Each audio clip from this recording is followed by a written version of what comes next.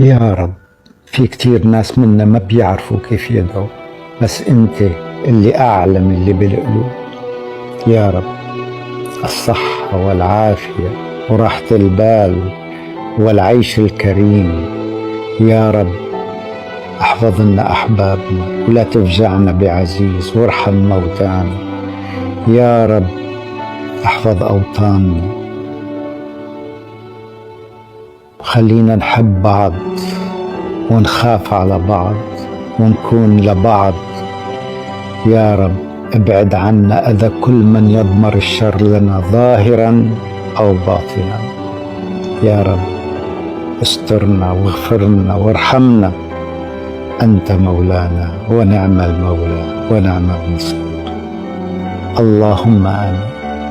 اللهم آمين لكل ما في قلوبنا من أمنيات يا رب العالمين.